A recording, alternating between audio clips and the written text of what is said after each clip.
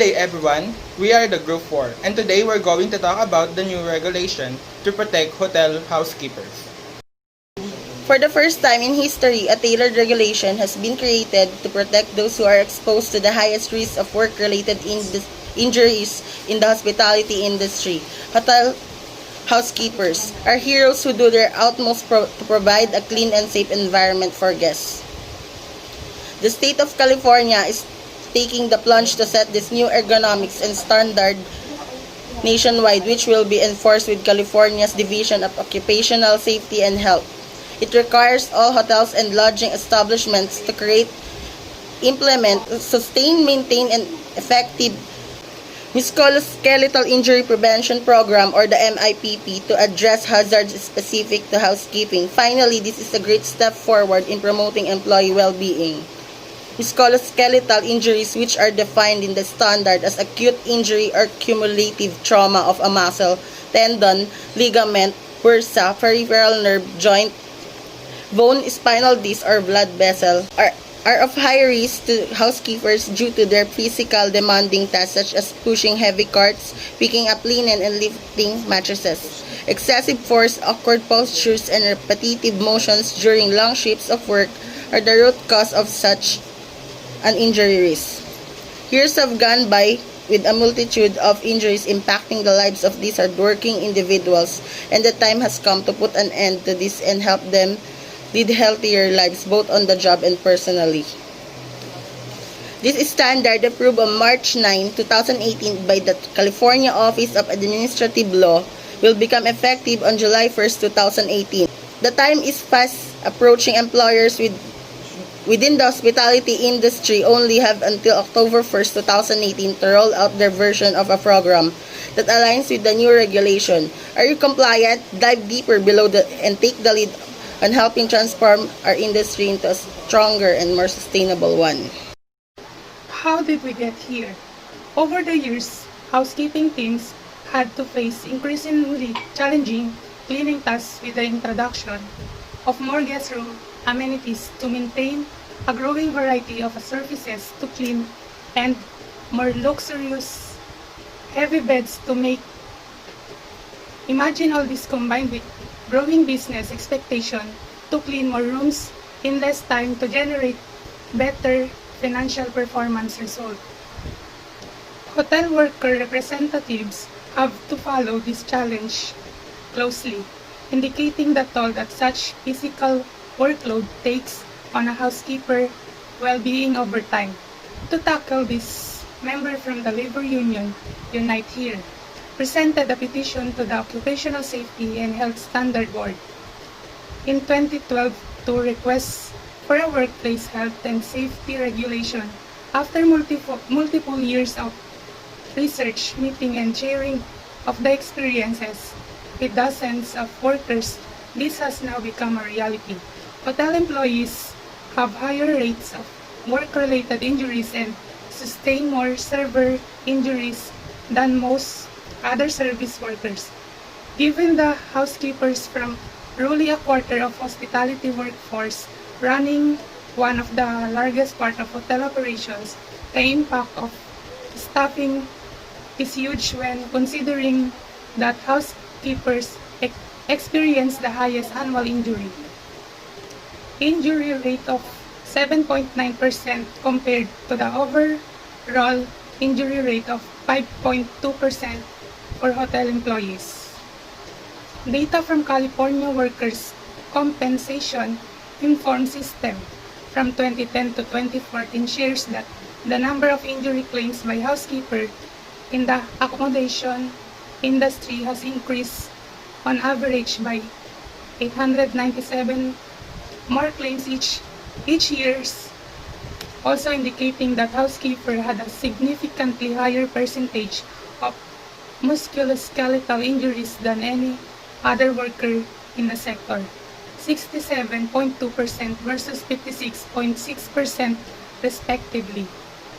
In addition, a study that included 941 Las Vegas hotel rooms, cleaners established that 75% of respondents experienced work-related pain during a one-year time period, where more than half of them use sick or vacation time for this pain, and only a third of them reported this pain management.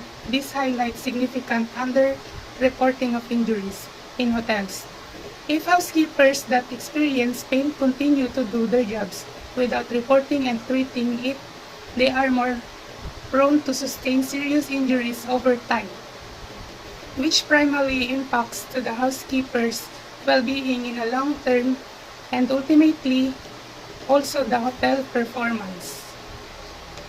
With all this data in mind, it's no wonder that Bureau of Labor Statistics shares that out of the 500 million the hospitality industry pays annually for repetitive motion injury claims, 70% were claims made by housekeeping employees.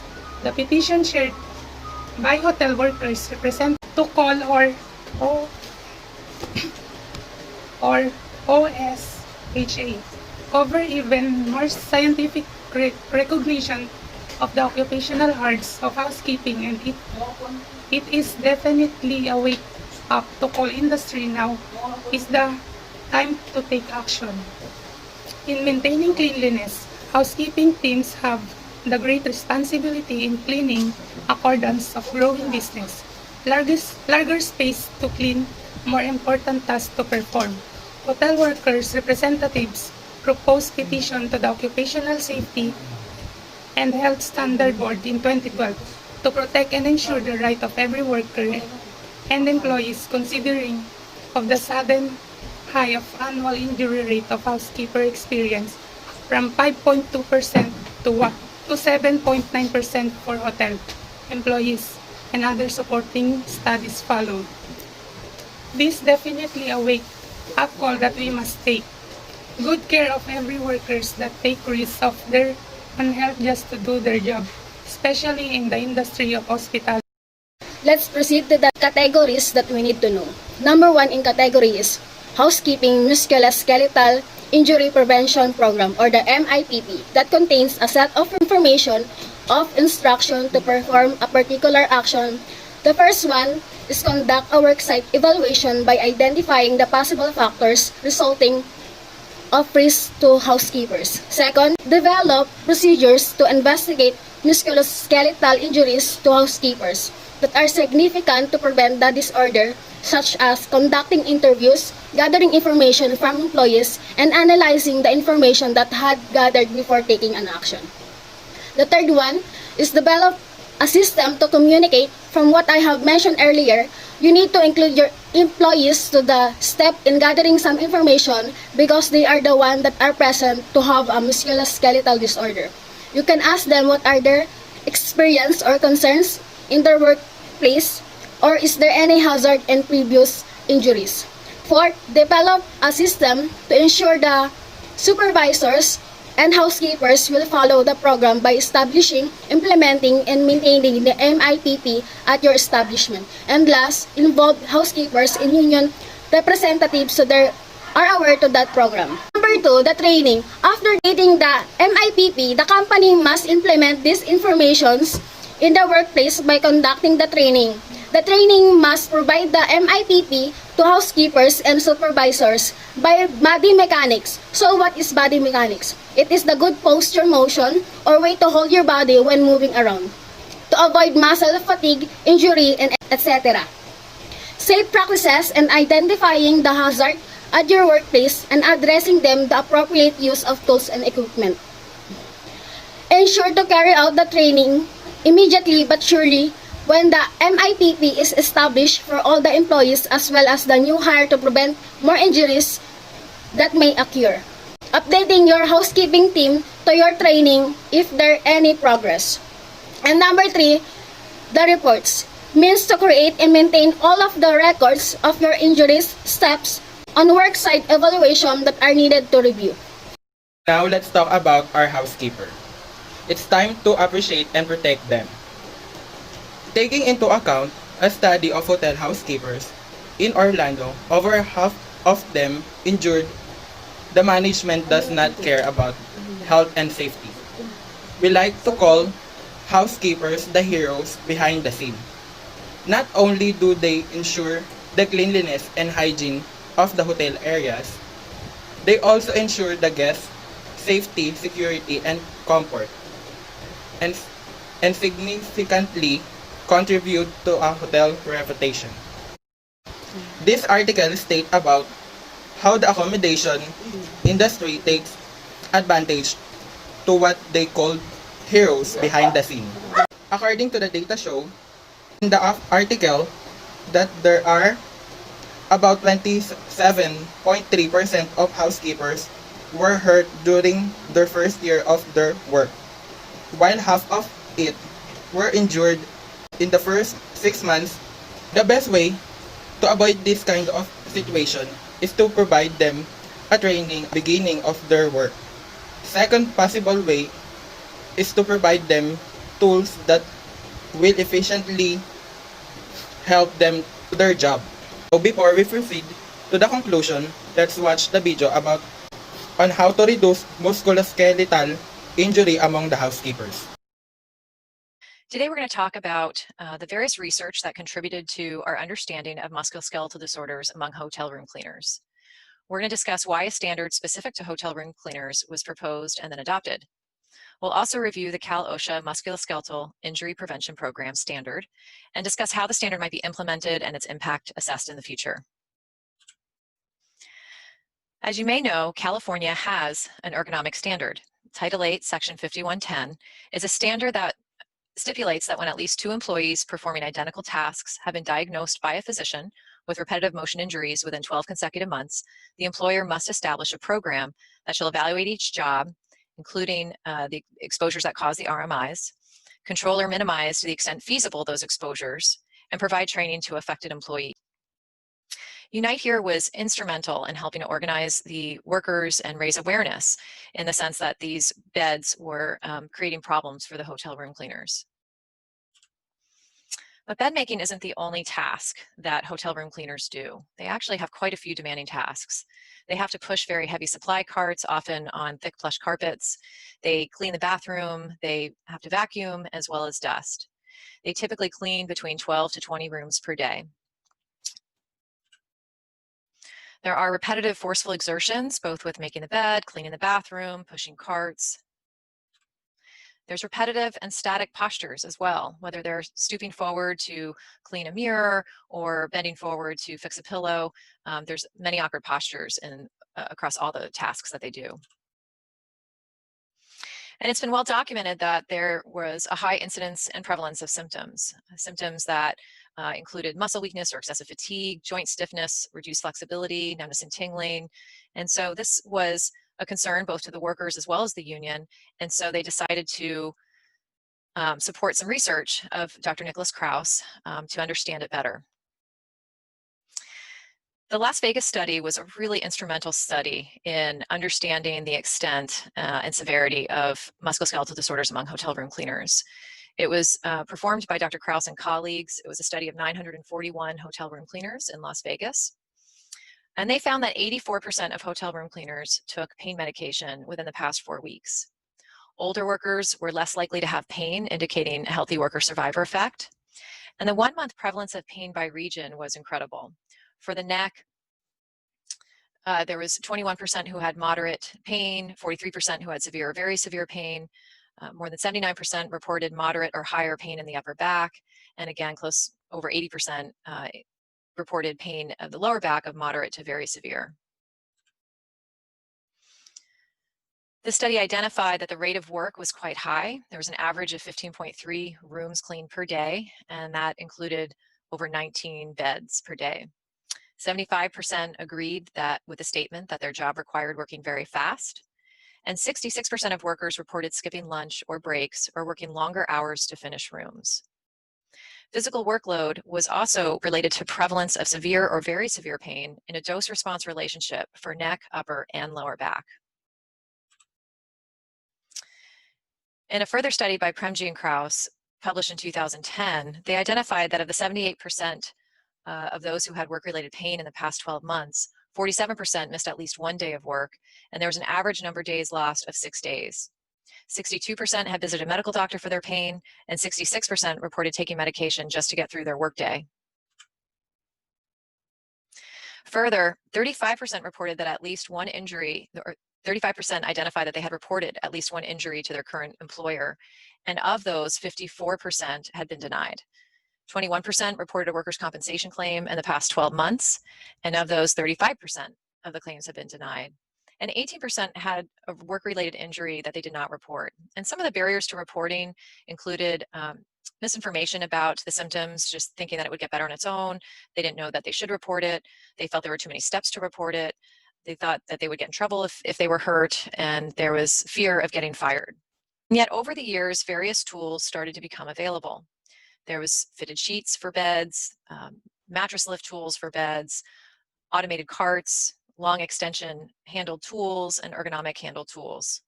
And yet we weren't seeing a lot of these getting implemented in the workplace.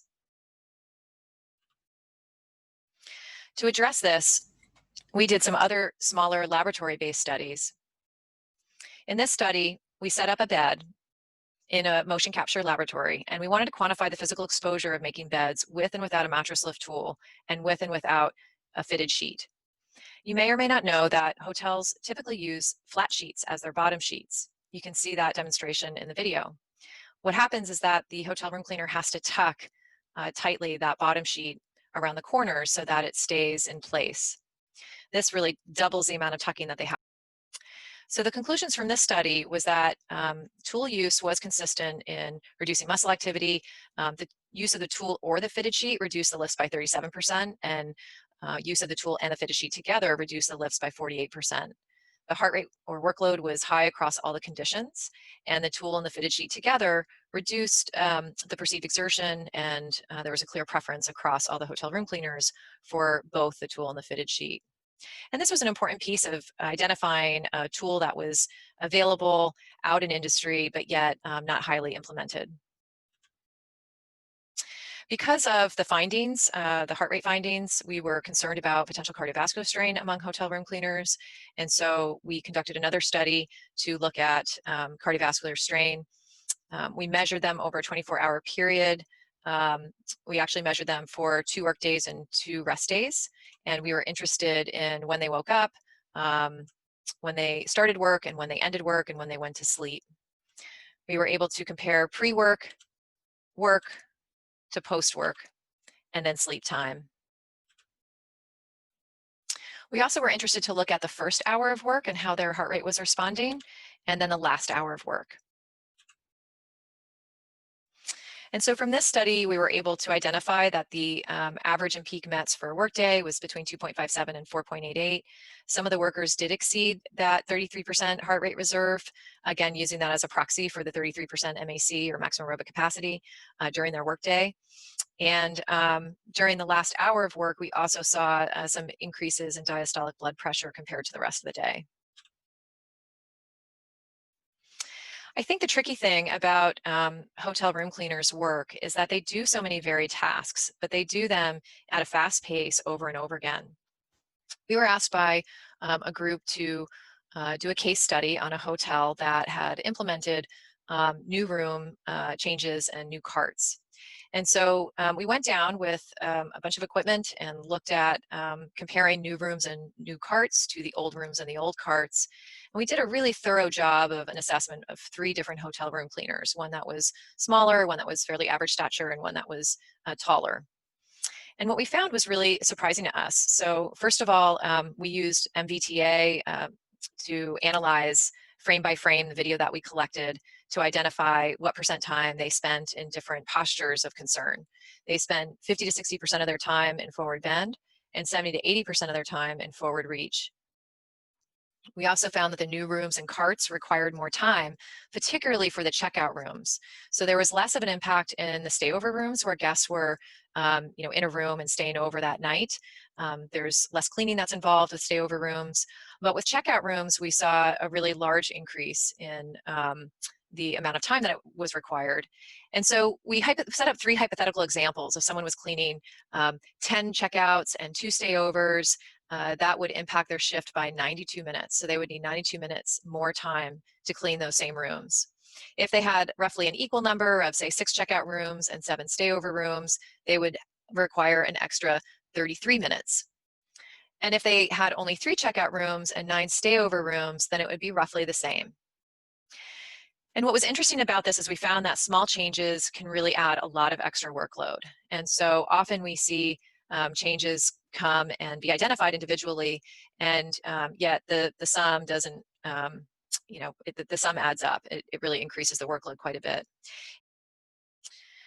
So from this case study, we identified that for this particular hotel, the carts were 50% heavier, required 74% increase in peak push force, and 182% in average increased average sustained push force. The distances were quite long, largely because for every break they needed to return the carts to a particular room so they weren't left in the hallway, and that often required longer push distances. This new cart also increased the number of vacuum lifts to 28 times per day. So that was an extra 18.7 pounds of lift force required 28 times per day.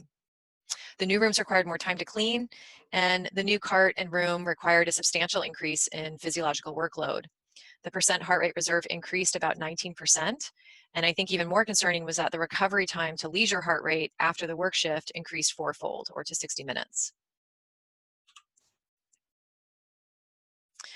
So when we think about why this extra standard was needed, we have 1.8 million people who work in hotels, and about 25% of those are responsible for cleaning hotel rooms. They're primarily women of color and/or immigrant status, and they've been shown time and again to be at risk for developing musculoskeletal disorders based on work psychosocial and physical risk factors. Their injury rate is higher than any other type of hotel worker at 7.9 per 100 workers versus 3.2 per 100 workers. And so over a 7-year period, there was a collaborative effort on the part of advocacy groups, COEH, and academics, and in particular, the huge efforts of the workers in the union to make this problem heard. And I was at many of these meetings over the course of the 7 years, and it was incredibly moving to hear the stories of individual hotel room cleaners. The lack of support for having tools in the workplace, the lack of training, fear of reprisal if they spoke up about an ache or pain, and just the number of people who were living with pain from on a day-to-day basis was really moving. And I think that one of the things that really made this standard come into play was the voices of those workers and the organization of the union. And so although research was really important in providing evidence that I think legislators needed to be able to implement a standard like this, without the organization and advocacy of workers for themselves and by their union, I think this never would have happened. So we call it the MIP. It's Title 8, Section 3345. It took effect in July 1st of 2018. And I thought I'd take some time to really go through it for 2 reasons. One, if you're in California and potentially working with this population, it's good that you know what the MIP is all about. And I think if you're not in California, it still is an excellent document that really outlines best practices on how to put together a robust program to prevent musculoskeletal injuries. So the scope and application of the standard, it's intended to control the risk of musculoskeletal injuries and disorders to housekeepers in hotels and other lodging establishments. It defines a housekeeper, it defines a lodging establishment, and it defines musculoskeletal injury and a union representative. And I want to pause here because I thought it was really excellent that the union representative was included in this document because they were such an integral part of getting the standard passed. I think of note is one of the better regulations in the world is in the country of Sweden. And what's interesting about Sweden is that their ergonomic regulations actually require union representation. And so that seems to have quite a big impact on its effectiveness there. And it's something that we might want to think about in this country. The CalOSHA standard also defines control measures as effective tools, equipment, devices, work practices, administrative controls to correct or minimize workplace hazards that may cause MSDs. It defines worksite evaluation, and it's specific that it's the identification and evaluation of workplace hazards, including scheduled periodic inspections of the procedures.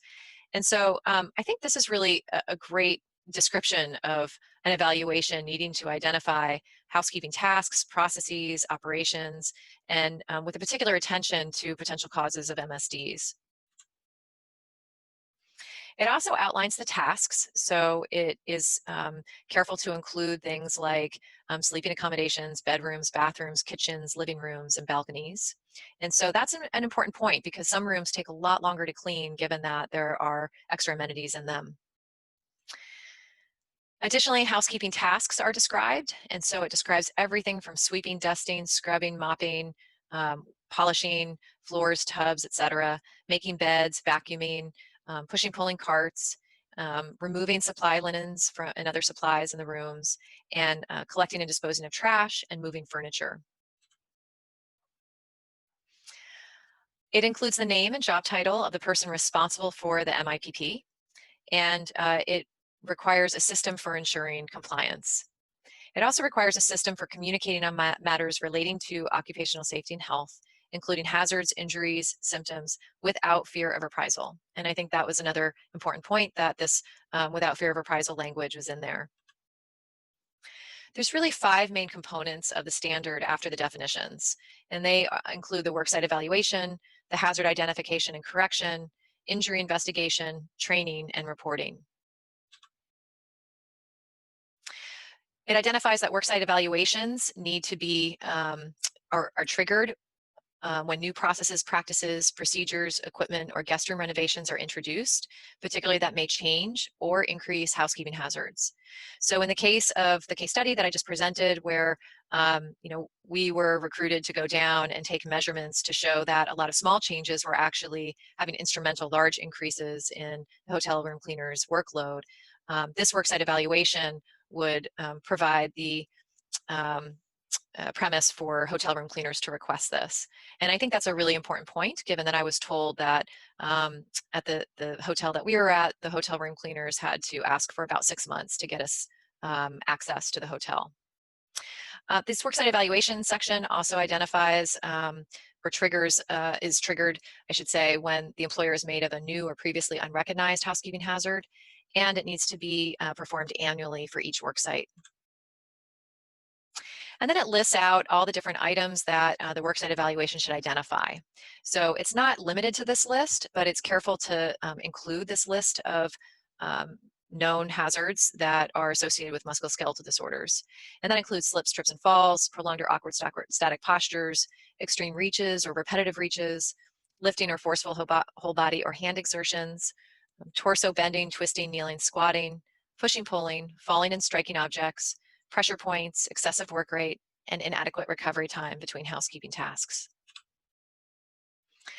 In the investigation section, it talks about tasks being performed at the time of injury. So this is when there's an MSD that has been reported or symptoms have been reported. There's a trigger of an investigation of that.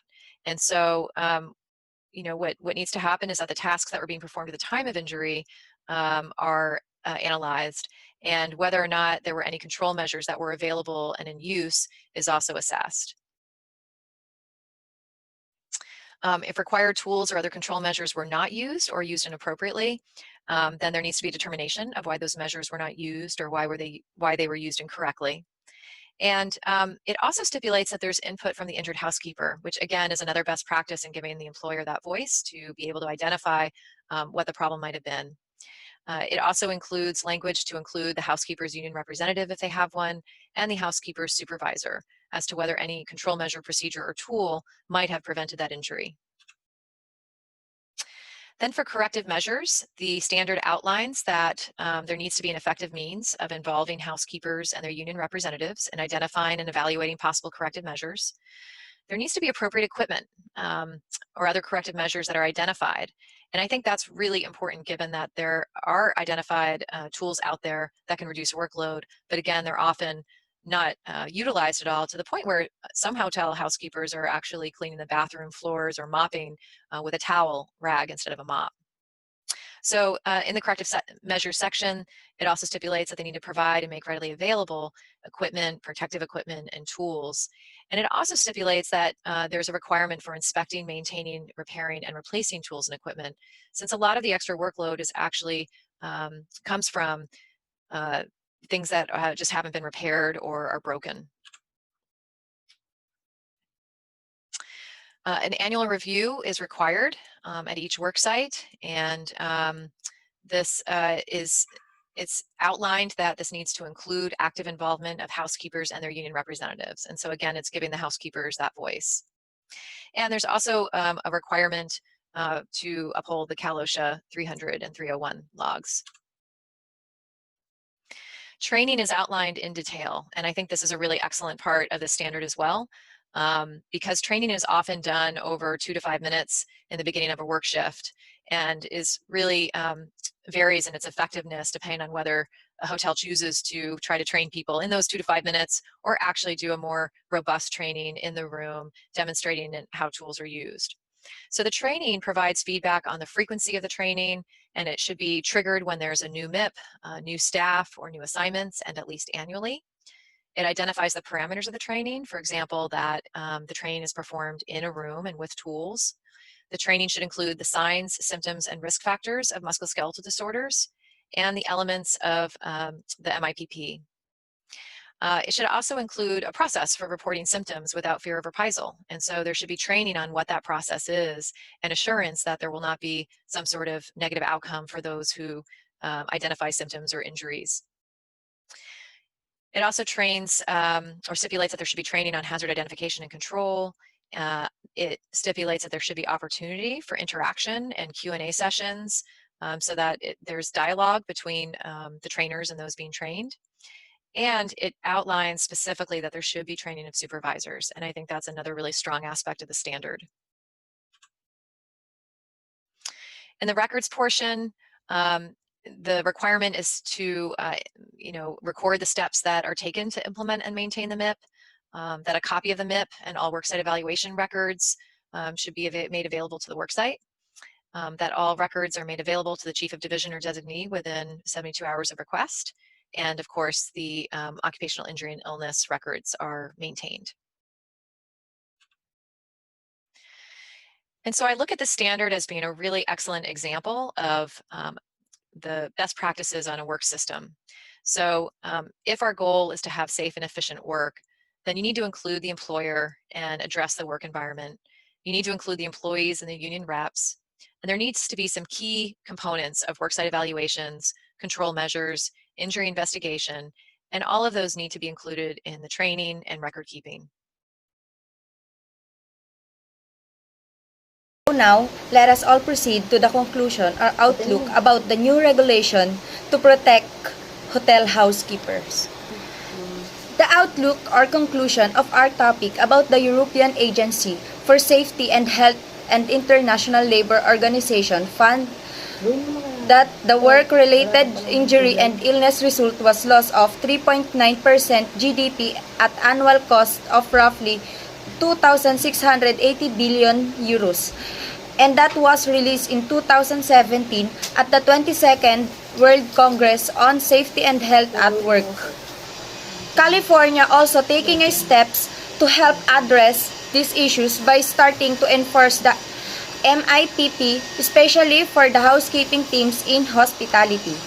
So why housekeeping teams is special in a hospitality industry? Because housekeeping teams are the responsible for ensuring that guest areas are trim and spruce. The housekeeping department is the backbone of any hotel, and its plans a crucial role in keeping a guest satisfaction. And back to our discussion, also European makes a legal framework to its employers for minimizing their risk to workers to encourage the improvement of good working conditions. Also, it is important to remember that everything can only be made possible and successful with the input from all relevant CAL or OSHAS board. Also shares the new standard that employee involvement will improve the implementation of the recommendations and solutions, and thus will be increase the effectiveness of the prevention program. They said that this requirement should reduce the number of serious musculoskeletal injuries that suffered by housekeeping employees and in turn should reduce the fiscal losses due to work absence, staff replacement, and others, that possibly other legal law. And that would be all our topic for today. Again, we are the Group 4. Thank you for watching.